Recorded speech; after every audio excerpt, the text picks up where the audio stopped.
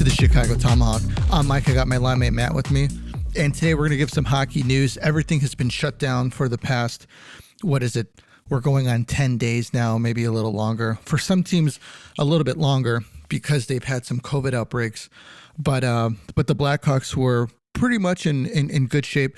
We had one person in a COVID protocol. That was Calvin DeHaan. He's out of COVID protocol. And as of today, Monday, December 27th, Marc Andre Fleury was added to COVID protocols. So, Matt, it's like, what kind of precautions, can teams take? Because, obviously there are some really, really wide experiences with COVID, and this is for vaccinated and unvaccinated people. So you've got somebody like Marc Andre Fleury, I want to say he's getting up there in age, and he's someone that we were looking to be a cornerstone for the Hawks for this year to bring Kevin Lankinen along. And now that he has COVID, I think that it's one of those things where maybe you just don't want any of your guys to get COVID, and maybe you want to take the precautions that you can to make sure that, you keep your players as safe as possible and not really take any chances. You could have a young guy who, gets COVID, doesn't have any symptoms or has very mild symptoms, is vaccinated. And then you can have an older guy who is vaccinated and has a much different experience with it. Do you think that maybe the Blackhawks are taking the right precautions, or even the league in general? What's your opinion on that? With Marc Andre Fleury, we don't know if he has it or if he came in contact with somebody who has it, but I guess that's what those tracers are for. They're trying to isolate him, which is smart. He's a very important piece to our team right now. I know he's only going to be on this team probably this season, but he really turned his game around with Coach King taking over. He's still one game under 500. He got that goals against average down to 2.86. I want to say the first couple weeks it was, I think, over 4. So he's really been playing a lot better.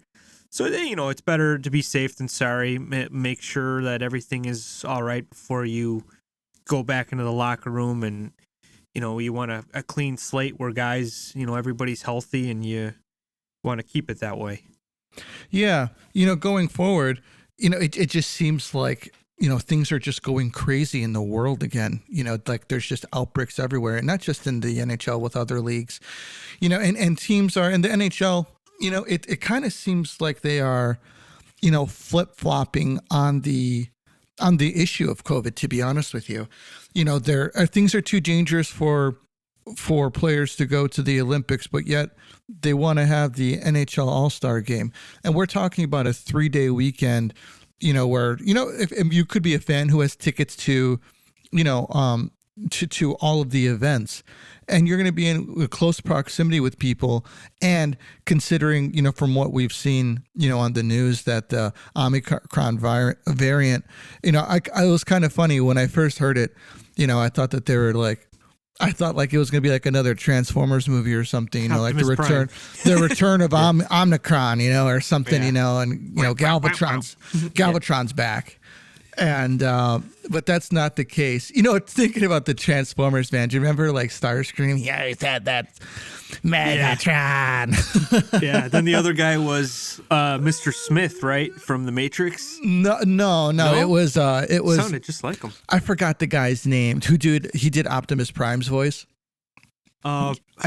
Gosh dang it, I can't think of the guy's name. Right, little skinny guy that the voice does not fit the body. Yeah. I've seen videos of him. But anyways, after I digress, about COVID, the NHL wants to have the All-Star game, but they're not sending players to the Olympics. I think that that's a really flip-flopped issue, because obviously that there is some conflict of interest here. If the players go to the Olympics, they lose out on revenue for those 2 weeks. If they don't go to the Olympics, the league is allowed to stay on, and they get the revenue from the NHL All-Star game. So do you really think that the NHL has the players' best interest, considering that they're not, even considering stopping the All-Star game as of right now? Nope, you nailed it. It's about the money, man. That's what it's about. The NHL sees dollar signs in their eyes for 3 days. There's going to be, you got all the top talent in one place, and people are going to pay to see that. And that's just the bottom line. It's about the money. There's no money in the Olympics for the NHL, and it just goes to show you that's just what it is. Yeah, and I think, to be honest with you, it's kind of disconcerting because even as a fan, it's like, you know what? Things have really heated up with COVID. I really don't want to have it. Or maybe like some people have had it already and, they had a bad experience with it. They have tickets to the All-Star game and now, they don't know what to do with their tickets. It's kind of a sticky situation. And it even kind of goes into the Winter Classic because, okay, like I get it. The capacity at Target Field where the event is going to take place is about 38,000 people. Okay. It's going to be outdoors. And typically COVID numbers in the summertime are less than what they are during the wintertime. And I believe that's because when there's get-togethers, there's barbecues or people are outside, there's a lot of fresh air and there's a lot of air that's being circulated. Yeah. Now with the Winter Classic, I can see why it's still on because it's going to be outside. People are going to be bundled up and to watch the game. So there's a case there to keep it on, but I just don't see how, considering what they're saying about COVID, how they can keep the NHL All-Star game on, man. Like, it just doesn't make sense to me. Yeah, I don't really understand it either. And I know the new flu, this new whatever, Optimus Primacon, whatever you call it. It hasn't killed anyone in the world. There's 0 deaths on it. So it's a very mild flu. And I have some family members that didn't come to Christmas because of that. They said, yeah, it's just like if there wasn't COVID, I wouldn't even know I had it. You know what I mean? I wouldn't even know it was a deadly like flu. Yeah. But yeah, I know they're just being cautious and everything. I'm glad they pulled out of the Olympics. Honestly, I don't want to. It's just for other reasons, but yeah, I mean, if they're like you said, I think they're flip flopping on stuff because it's the biggest stage for hockey. Other than the playoffs. It's like the only pro game except I think college football is a big day on that, but this is like the NHL's time to show off what they got. We're playing outdoors and we're putting some good teams out there, and they don't want to pass that up again because it's a big moneymaker for them. Yeah, and to be honest with you, I think that they kind of lucked out because last year I was like, why the heck would they pick Minnesota and the Blues? But the Blues have been playing really well this year, and so has Minnesota. But yeah, we got to be honest, man, those Minnesota jerseys are absolutely god-awful. Yeah, there's a lot of bad jerseys this year. New Jersey has a terrible one. Do they? Just says Jersey, literally just Jersey. And it's just...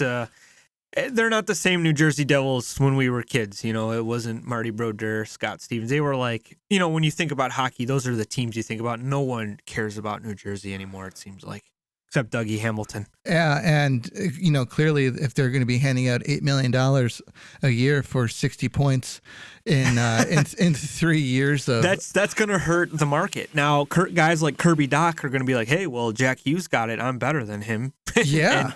It's just going to hurt. It's going to hurt like guys that came up with him. Yeah, especially as a negotiating tactic. I That's think what you could say. Look at my numbers and look at his numbers. I want 8. Yeah. And is the guy wrong? No. Yeah, sure. I mean, look at Braden Point. What was his draft number? And if you want to use the excuse that, this guy was drafted number 1, it's like, well, who cares? I've got 40 goals this year and he's got, 20. That's he's a got huge more difference. goals in his career than points that Hughes got, Oh man. So moving on, it just sucks. This whole COVID thing sucks. It hurts. It hurts hockey. It hurts everything.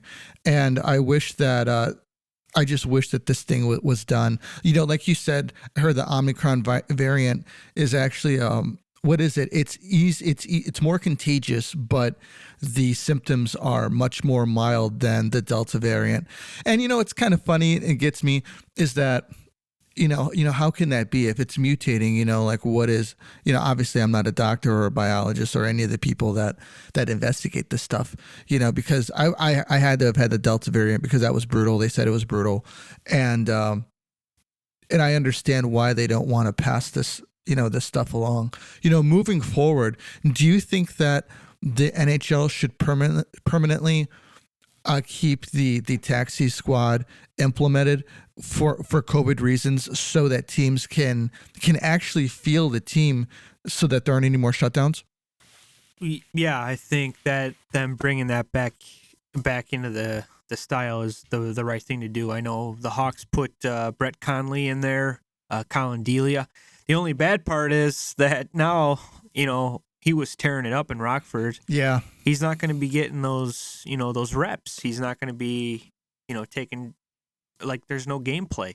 And, it's one thing. He's going to be practicing a lot with the team, but it's not the same as gameplay. So, you know what? I hope they can squeeze him in a couple of games in the NHL, get him in there. I know, who knows how long Fleury's going to be out for, but, obviously we're going to see Lankinen probably more, but hey, I would throw Delia in there and give him another look, because I told you a couple weeks ago, I went to a game. I know they were in the AHL, but he looked very, very good, focused, composed, and I was really impressed by that. And I went to the game to see Reichel. That's it. I wanted to see Lucas Reichel, and I was more drawn to Delia. I don't know if it's because I was a goalie, but I was like, damn, this guy's making some big saves and he's coming up big, and I kind of hope they can get him in a couple of games.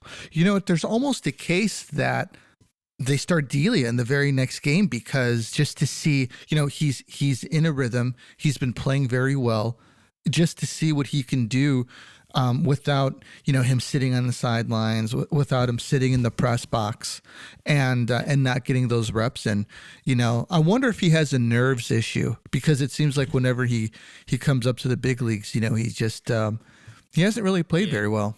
Well, there's no doubt he's a very good AHL goalie. He could even be, a career AHL goalie, but give him another shot. It's different now. The defense is a lot better than it's been the last two seasons. I think under King alone, the defense looks a lot different.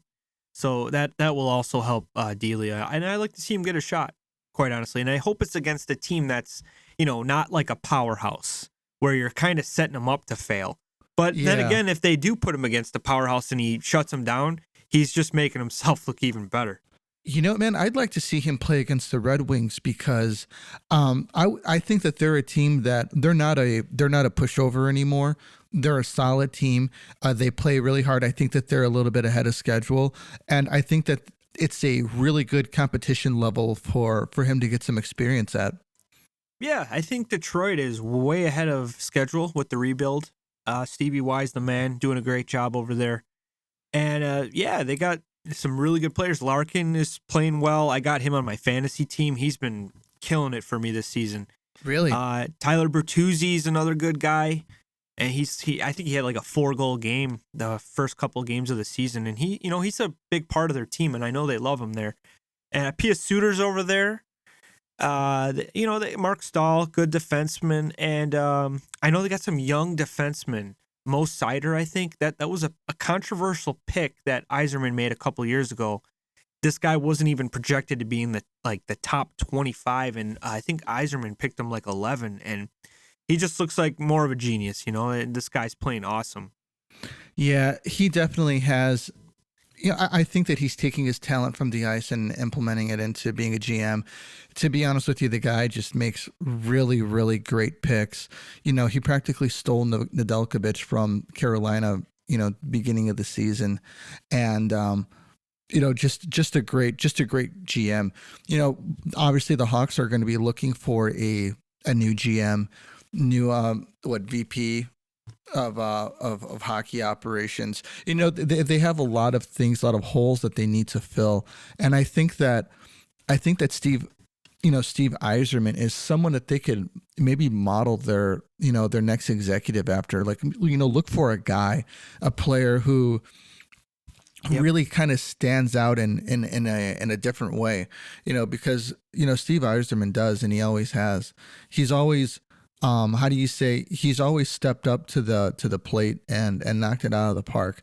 I'm against the constant rotation of GMs and guys, going from one team to another, because it's just the same thing over and over again. I want to see a new guy come in and try and make some changes and get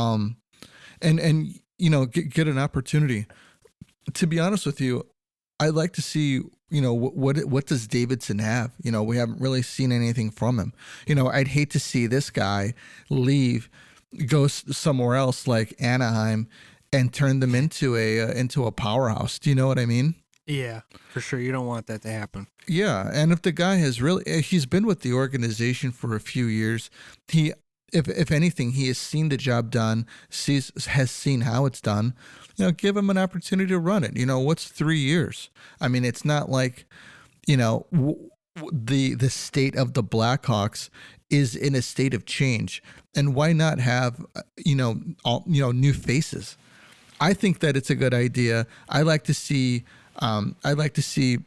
maybe like an interview, or maybe hit this guy on a podcast and see what he thinks about certain things. Where's his head at? There hasn't really been much on him. There hasn't been really much many interviews with him. So I don't really know much about the guy. But the Blackhawks are going to need to figure that out. And it's getting to a time, where it's going to be the new year already. Before we know it, the season's going to be over. If hopefully after we make the playoffs and win the Stanley Cup in June. But who knows?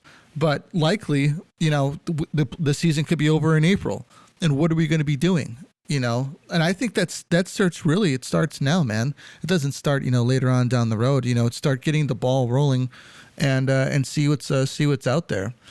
Is there anybody out there that really stands out to you as like a good GM candidate? Well, no, I don't know too many GMs that are available. I know Marc Bergevin used to be a part of the Blackhawks players personnel, and he was the former GM of the Canadiens. But I don't think they're gonna go back that way. No way. I do like what you said, that you don't want the continuous coaching circus back and forth. Like, oh, I'm gonna go here and stay as long as I can till it works, and then I'm gone. I'm gonna go do it again. But honestly, I think if you're going to hire Davidson to be the full-time president of the team, I think you need to give him an advisor that has hockey mind, like Stevie Y. The guy that's done it all in the NHL. He's been a player. He tore it up. He hasn't been a coach, but he went to management, and he's been awesome. He built that Tampa Bay Lightning team, no doubt about it. I don't mean to interrupt you, but I didn't mean him taking Stan's old job. I meant him being only the GM, and that's it. I think that there would need to be another executive to be the president of hockey operations, because that's a big job. Stan had been doing this job for about 10 years, so he knew what the job was above him, and he knew his job. So giving him that promotion to be both the hockey operations and the GM made sense, because he'd been around for so long. Considering Davidson has never been a GM, it would be a good idea to keep him as only in the GM role, and then hiring a Brandon Shanahan or something like that to be the president of hockey operations. I will say this. I would like to see this happen, but I know I'm living on Fantasy Island maybe. I would like to see the Hawks bring back Dale Talon, because I thought Dale Talon, he was kind of the fallout guy when all that drama after the Marty Havlat ordeal, where Marty Havlat was unhappy because he wasn't getting Marian Hossa-like money, contract, whatever you want to say.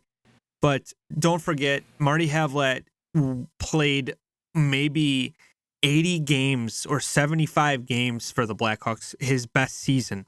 The years before, it was 30 games, maybe 25 games. And Dale is a player's GM. He knows, he loves his players. He can relate with them.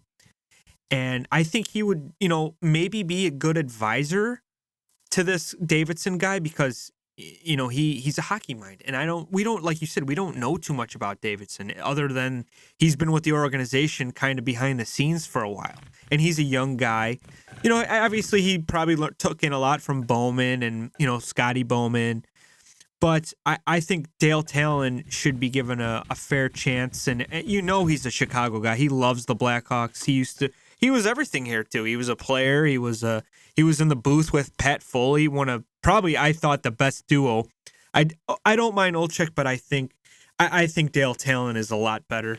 Yeah. Dale Talon built that team in Florida as well. They haven't really performed, but Dale, he had all the permission and all, like, he got the owner's blessing, if you want to say. He built the team. He spent the money. He brought in some really good players. He brought in Bobrovsky that one year, which was pretty much a surprise because he wanted big money after his Columbus Blue Jacket tenure, and he got it. Dale offered the money. I know it's a lot of money for a goalie, but he was able to lure him down to Florida, which is hard to do.